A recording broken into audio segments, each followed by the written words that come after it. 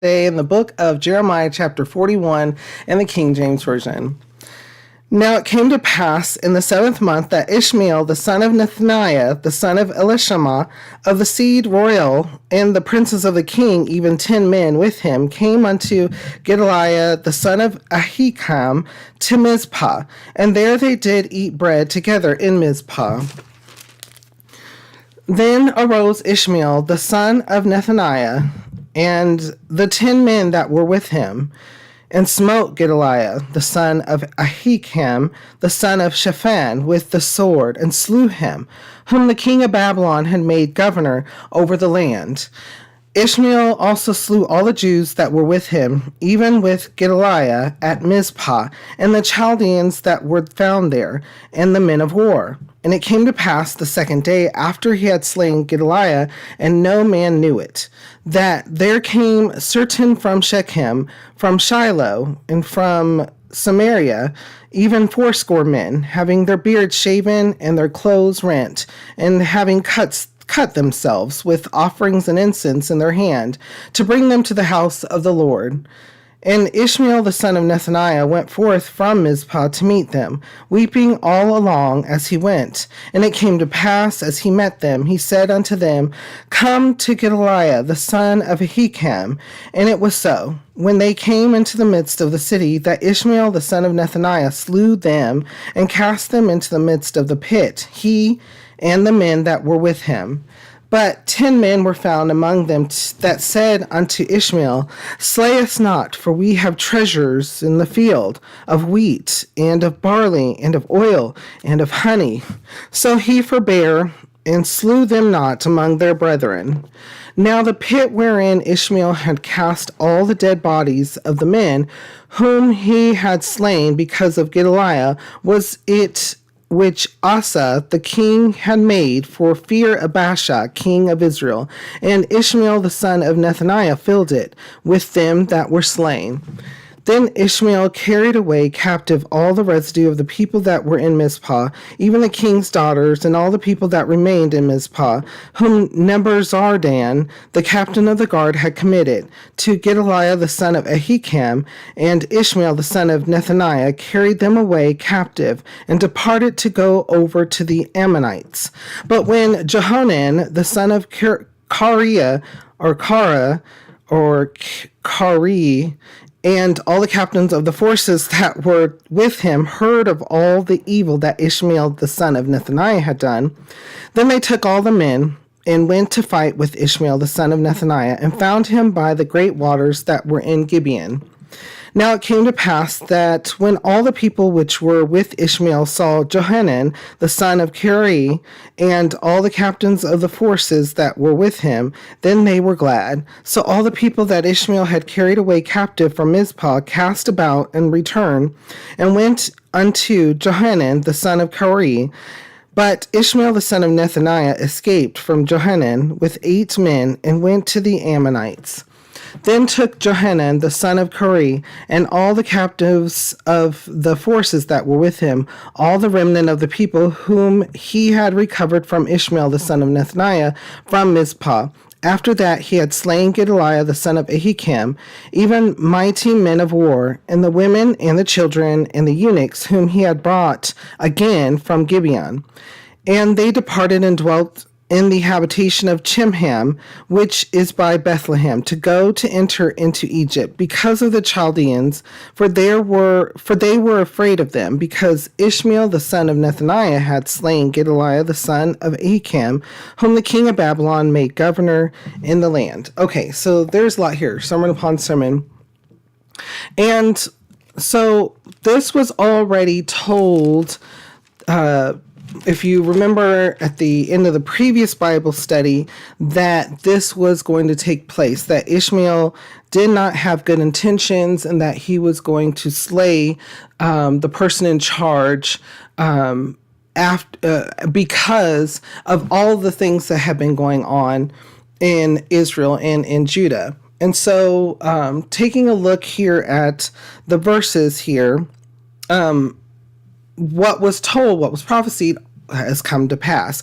Now, in the first verse, now it came to pass in the 7th month that Ishmael, the son of Nethaniah, the son of Elishama, of the seed royal, and the princes of the king, even 10 men with him, came unto Gedaliah, the son of Ahikam, to Mizpah, and there they did eat bread together in Mizpah.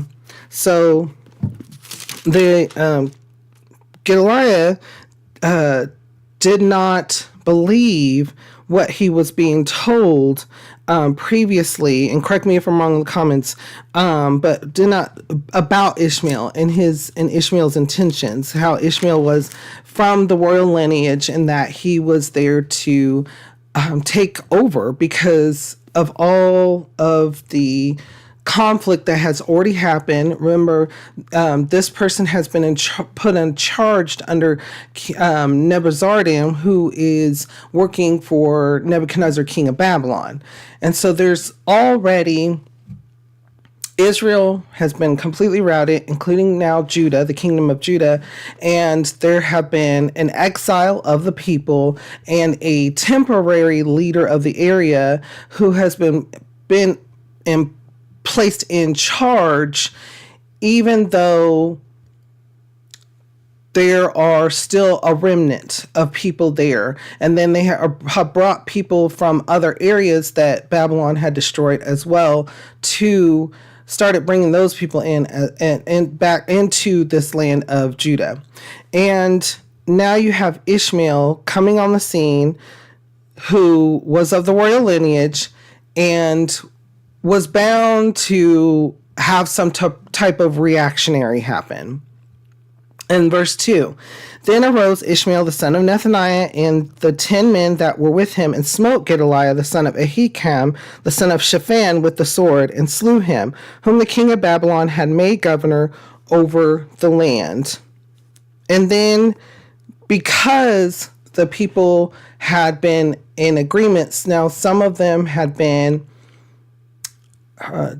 there because of mishap, because of they decided to go ahead and not necessarily surrender, but wanted to make sure that they were able to stay in that area and not be exiled. So they accepted the new leadership. Ishmael also slew all the Jews that were with him, even with Gedaliah at Mizpah, and the Chaldeans that were found there, and the men of war. So Ishmael went in and did exactly what was told that he was going to do to these people. And so there's quite a bit here, and thinking about that, bringing past to present, when we see in our lives, when we are told things or when we are informed of things, but yet we refuse to believe things that are told to us in truth. There are many different times in my life where there have been things that have been told to me, and instead of seeking the Lord's wisdom and instead of seeking his guidance, I decided, you know what, I'm just going to either ignore, or I don't quite see it the same way, so I'm just going to continue on. And each and every time I've done that, it's been a disaster. But when I heed the warnings, or when I heed the information, such as when somebody provided the same information to me over and over and over again, and I do believe that was part of their testimony and part of what they were set out to do. And I accepted that. And then I went to the Lord and I understood the knowledge that was coming to me.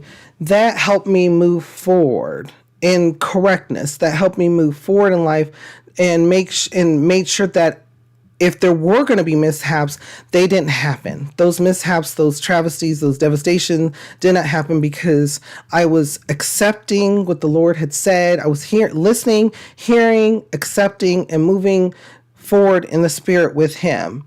And understanding that had I not, then I would not have been able to move forward. I would not have been able to continue on. And I could have even been a stumbling block into the situation. And that's where I see Gedaliah. He he ignored this information that was given to him freely, and at his own peril.